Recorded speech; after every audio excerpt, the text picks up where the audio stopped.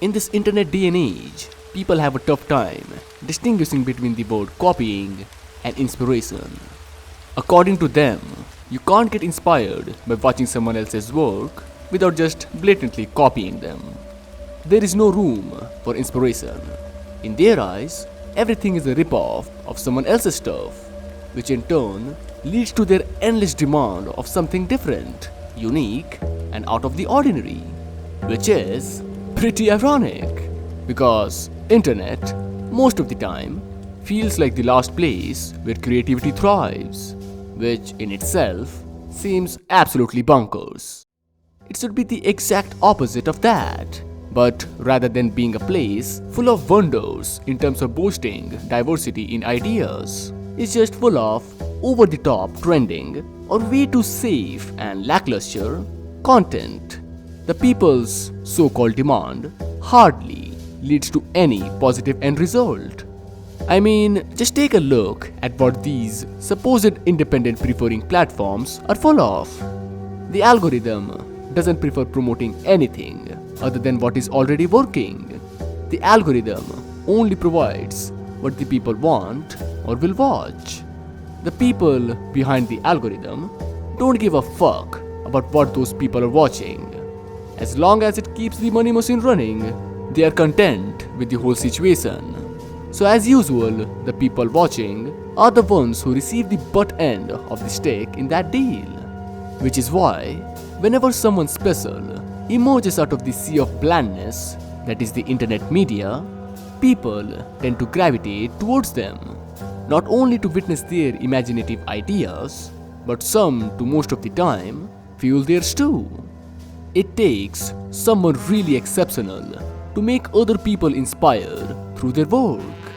A vision so vibrant and obscure in some cases that it makes them and their art easily stand out amongst the horde of dull and monotonous pieces. And with keeping the thought of copying and inspiration intact, let's dive into the work and mind of a person like that. David Lynch, an American filmmaker, painter, visual artist, musician, and writer. Basically, he is an all-encompassing creative threat, but in a good way, making him recipient of various prestigious accolades, a Renaissance polymath of modern filmmaking, and a surreal artist in its truest sense. And it all started when he was still in high school, being against the whole schooling system and how it doesn't encourage knowledge or has a friendly environment where creativity can thrive. Even though he was interested in art and painting in general and was keen in pursuing a career in that field, he didn't enjoy the college experience, becoming depressed at how uninspiring the whole scenario can be. But after a few hiccups in his early career and life in general, he settled in a place in Philadelphia with his then wife, Peggy Lynch. And this is where, in 1966, his love for filmmaking began, emerging after he wanted to see one of his paintings move, which was caused by the movement of the wind. And this led to numerous out-of-the-norm short films, the first being 6 Men Getting Sick 6 Times, an experimental, animated 60 seconds long film, looped for 4 minutes, which features, and I quote, depicting 6 dysmorphic figures regurgitating in sequence with the sound of a siren loop. There is no plot to make sense out of in here. It's just David Lynch giving us a taste of his distinct narrative sense, basically teasing us of what is to come in the future. The success from his first short film amongst his colleagues led to his next obscure title, funded by one of his wealthy friends, The Alphabet, a combination between animation and live action. And luckily, this time there is a plot, which revolves around the girl, played by Peggy Lynch, who recites the alphabet to a group of horses, which ends with her dying due to blood loss. The supposed symbolic meaning behind this short story is the expression of fear in learning. which was inspired after Peggy's niece told David about a nightmare in which she was saying the alphabet in a tormented way, and that thought led to the creation of this film. After another successful project, he moved on to a title that would be entirely live action and way longer than his past works, The Grandmother, another peculiar piece by Lynch, featuring a lonely and derelict boy who grows a grandmother from a seed to take care of him and to help him stray away from his abusive parents. There is hardly any dialogue in here, basically being a traditional silent film, using the soundtrack and vocal gibberish to convey the story. Plot or not, the oddity is something that is carried over in all of these short films. Something that gave birth to the trademark style and theme that is present in all of his future projects, which he continued in an impeccable fashion for his first feature-length film, Eraserhead. After the immense success of his handful short films, he moved to LA to pursue filmmaking in a larger scale, which didn't pan out as he thought it would, facing numerous obstacles while trying to pitch his work in a new environment, with his co-workers trying to alter the vision he had for the title, which led to him giving up on that project entirely and moved on to the film mentioned earlier, which he wrote, directed and edited by himself, even working on the sound design to a certain extent, which makes his first feature-length film an absolute mammoth of an achievement. The story revolves around Henry, a quiet man living in a dystopian industrial wasteland with his girlfriend, who gives birth to a deformed baby, with occasional awkwardness provided by his in-laws. Lynch perfectly captures the desolate feeling of the above-mentioned themes, and that, mixed with featuring really off-putting characters and imagery, makes it an experience that you cannot get from any other source. And in terms of what it all means, it is a dark, hypnotizing tale about the alienating phenomena that childbirth and being a parent can be, even if that is one of the most humane things a person can go through, with Lynch taking huge inspiration from his personal experiences with raising his own child with his first wife while working on this film in a harsh and crime-ridden city, which led to numerous downcomings, but also made him the person and director that he is now. As I honestly believe, no matter who the artist is, their first work is them at their creative best.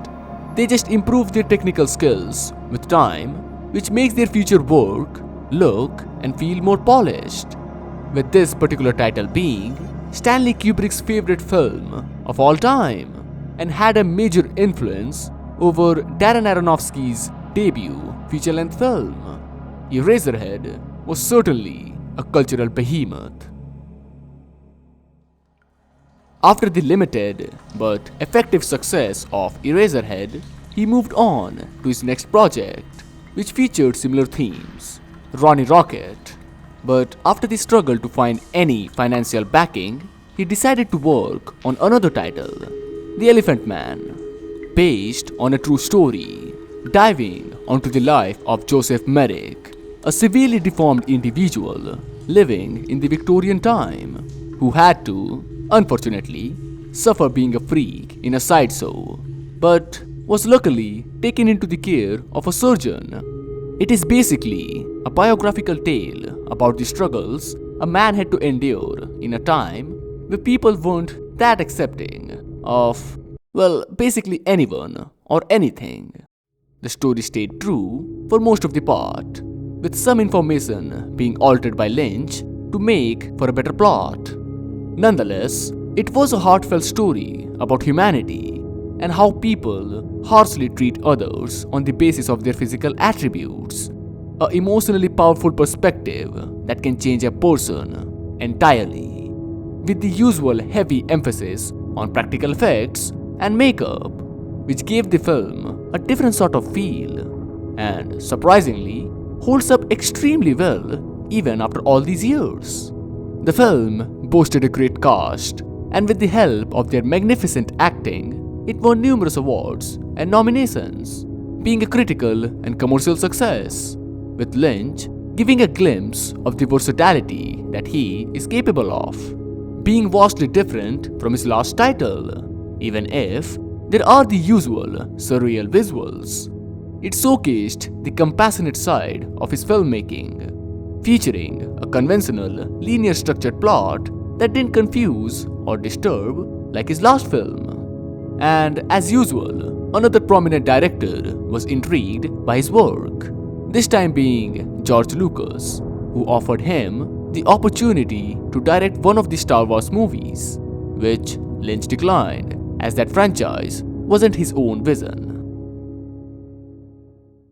But after a couple of years, he would get a chance to dabble his feet in another fabulous sci-fi story, Dune, which unluckily didn't work out as he thought it would, facing numerous obstructions from the studio members, which hampered the overall vision he had for the film, with various scenes being cut out from the final product, and that, in turn, made the plot inconceivable. After the fallout from the production, he decided to make some comic strips, The Angriest Dog in the World, where he channeled his inner rage after he wasn't given the creative freedom while making Dune. While he was tangled in that mess, he was working on another script, Blue Velvet, set in the real town of Lumberton, North Carolina, revolving around a college student who finds a severed ear in a field. The morbid curiosity leads to an investigation, a quest to find who that ear belongs to, along with a friend, and that leads him to a person by the name of Dorothy Valance, a singer whose kid and husband has been kidnapped by Frank Booth, a psychopathic gang leader who repeatedly abuses her. A neo-noir mystery thriller film infused with psychological horror elements, with the return of his signature surrealistic style and non-linear structure, full of dreamy sequences that drives the overall plot of this really unique story full of mysteries. And it was in David's mind for a long time, originating from the title, which later on developed into the opening scene showcasing a body part, and all of that was finalized after he heard Bobby Vinton's rendition of the song Blue Velvet and the overall mood that it portrayed. But it was halted due to him being unsatisfied with the script, and after writing numerous drafts, he found the one he was pleased with, and what came of it was truly riveting, continuing over what he introduced in Eraserhead and displaying various elements that would soon become a trademark of his films, with this particular title being him doing all of that in a large scale. The whole film is full of symbolism and motifs, exhibiting something that is hidden in plain sight, the dark underbelly of crime within a small city, the last place where you might expect it to exist. The dark, shadowy imagery and striking visuals of unpleasant scenes, when combined with hard-hitting topics, meant that the film was bound to get mixed reception, with numerous walkouts and critics with polarizing opinions. But later on, it was regarded as a masterpiece and groundbreaking film. And it all started with Lynch finding inspiration from all sorts of places and works, and how that makes his films vastly different from the last one. After a couple of failed and unfulfilling endeavors, he decided to begin a project with Jack Frost, Twin Peaks, a murder mystery taking place in a small town, sharing various similarities with his last feature-length film, and soon became a cult classic. But haplessly, it went downhill after the executive department decided to impede with how Lynch wanted the show to conclude. While he was working on that show, he had another film lined up which was going to be released around the same time, Wild at Heart, based on a novel by the same name, a romantic story revolving around two wonderfully named characters, Sailor and Lula, who decide to go on a run after Lula's mother hires gangsters to kill Sailor. As Lynch, again, masterfully infuses violence and crime with the road trip format, and it had everything to keep it entertaining: romance, drama, comedy, and action, being vastly different from his last works, concluding with a somewhat happy ending, while still featuring his signature wackiness. After a brief stint of going back to Twin Peaks to make a sequel to the overall series, which didn't receive the response he was hoping for, so he decided to halt his television projects and went back to making films. Lost Highway, a huge shift in tone from his last filmmaking ventures, keeping the violence intact but at the same time boasting one of the confusing, non-linear structured plot he has done to date. A neo-noir murder mystery at its base, following a musician who begins to receive some mysterious VHS tapes of him and his wife in their home. And if that wasn't unsettling by itself, he then gets convicted of murdering his wife. The plot then switches to another character who is leading an entirely separate life, with some correlation that gets revealed later on, with taking some inspiration from Twin Peaks' Fire Walk With Me, which later developed into the starting scene of this film, and partially inspired by some current events and some of his personal experiences. The film is surrealism of Lynch's work, defined to its best, with it not being conventionally logical by any means, focusing on the human psyche and the horror that it tends to hold within, as he didn't hold back into portraying some graphic scenes in the name of staying true to the vision he had for the film, a very abstract piece which can be interpreted in different ways. But no matter what explanation one might lean towards, it's without any doubt a wicked interpretation of how a person might deal or react or even remember if placed in a situation similar to our protagonists. A fabulous blend between psychological thriller and supernatural horror. And without any doubt, with featuring such obscure and startling themes, it got a mixed critical response and was a commercial dud when it was released, with people trying way too hard to find meaning behind something that was supposed to be experienced. Following a title that audacious and baffling, he started to work on a film that was based on a true story, which is unarguably his safest and mainstream appealing film, presenting an extremely linear plot, aptly named The Straight Story, being immensely different in every aspect from his past works, which shocked everyone at the time of its release. A G-rated film which didn't disturb or confuse, neither did it offend any viewer. Just a wholesome story about a man trying his utmost best to meet his ill-stricken brother. Right around the turn of the century, Lynch came back with Mulholland Drive, the film that introduced me and millions of people to him and his work. Another non-linear narrative, surreal tale, this time showcasing the dark and hideous side of Hollywood, a journey of a young and aspiring actress and how she deals with moving to a new place, and her interactions with an amnesiac woman who is recovering from an accident, and numerous other oddball characters. One more neo-noir mystery and psychological thriller film that deals with the human psyche and gives an accurate outlook towards how a person might deal when placed in a situation like that, basically being a fleshed out version of what he tried to do with Lost Highway. And for what it all means and what the plot is about, well, it's pretty confusing. With his typical uncanny style and keeping everything so ambiguous, it's tough to make a concrete sense out of it, with everything being up for a discussion and deliberately left open for interpretation. with Lynch himself declining to give any explanation, which left some of the cast members confused too, and gave birth to dozens of theories and speculations of what actually transpires in this love story in the City of Dreams. The beautiful and haunting themes that were used and how it was all depicted in a fashionable manner makes it the best film that he has ever worked on and can be easily considered one of the best film of that year and maybe even decade, being immensely popular amongst the audience and got favorable response from the critics.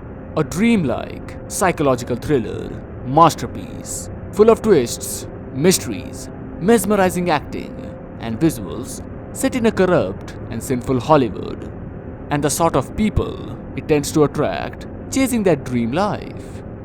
The spellbinding atmosphere in this culturally rich layered plot and a collection of various genres masterfully infused into this visionary and a gem of a film can keep anyone entertained until the end, with that lingering question of what did I just witness?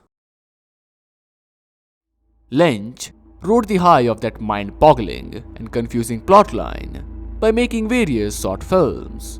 One of the most outlandish projects amongst all of those was Rabbits, set in a room that follows the conversation of a family of 3 humanoid rabbits, with the tagline, "In a nameless city, deluged by a continuous rain, 3 rabbits live with a fearful mystery." A series of 8 horror short films, which is something that you can't explain, but only witness the madness that ensues. This wicked adventure of his was continued and briefly used in his next feature-length film, Inland Empire, racking up a runtime of 3 hours, making this title the longest film that he ever made, being fully involved in almost every aspect of the project, from not only writing and editing it, but developing the score and sound design too. A truly bizarre experimental venture from his entire filmography. And just like Lost Highway and Mulholland Drive, it doesn't follow a conventional narrative structure, and that, mixed with taking the 180 minutes runtime into consideration, it makes the whole film a crazy ride, which it is. With the tagline being, "A woman in trouble," it shared various similarities with Mulholland Drive. It tries to tell a story in a fragmented and nightmarish fashion about a Hollywood actress who starts to develop the personality of the character she is playing in a supposed cursed film production. Another similarity it has with his last feature-length film is boasting a female lead who is struggling with certain issues caused by Hollywood and film industry in general, with this one being way more challenging to follow. It is full of strange and weird shots, and everything being filmed with a handheld camcorder makes it extremely difficult to understand what you just witnessed. Of course, it's not his first eccentric project.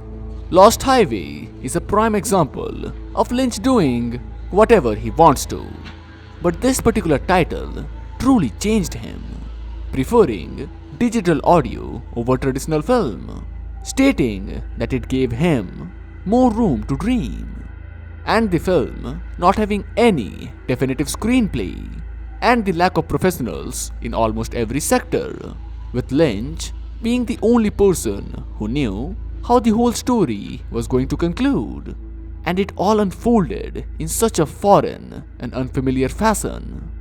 It's basically David's mind at its wildest and creatively bonkers moment, just being snippets of typical themes that he is known for. With a career as massive as his, spanning over numerous decades in which he experimented with various creative outlets, it would take a lot of time to discuss about them. But keeping the focus on his filmmaking ventures, particularly the 6 titles that I chose, does a good job of defining the person that David Lynch is, as Inland Empire marks as his last feature-length film, which came out almost 16 years ago. Basically being retired from the film industry due to the lack of inspiration, only doing side projects to continue experimenting with other mediums. And that exact passion for experimentation and trying to challenge himself creatively is what makes him so special, as he isn't some omnipotent god of boundless artistic imagination. He just has a knack for finding inspiration from the weirdest places. The obvious and major one is being influenced by various European directors and their distinctively different films from the American counterpart. And the interesting one being that he usually finds most of his ideas from what other people might consider mundane or boring activities.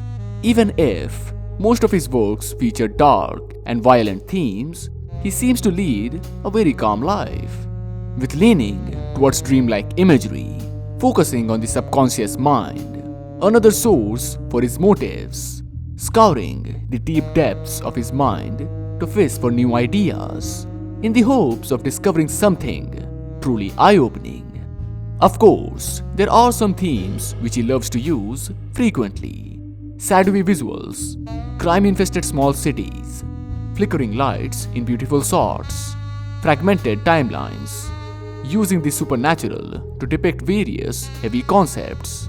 But he doesn't do all of that the way he does it to confuse or baffle the person watching. To him, it's the only way all of it makes sense, with his entire filmography just being a huge jigsaw puzzle of him trying to display what goes in his mind. And he does all of this because he wants to, not to copy anyone or follow any trend, working only when he finds something interesting and falls in love with that, not a filler type of artist, which makes him and his work something of his own, not easily swaying away from the vision he has set for a particular work, and if gets obstructed, he tends to give up on that project rather than unwillingly continuing it for monetary purposes. For all means, he can return with a feature-length film that would do huge numbers, as after all these years, he has garnered immense reputation, but doesn't do so. A decision that didn't make a lot of sense to me before, but now it's pretty clear why he chose to do that. Him churning out basic and lackluster films would make him and his work lose that charm. That exact same charm I tried not to ruin in this video. It's not about understanding his films or what he's trying to do with it.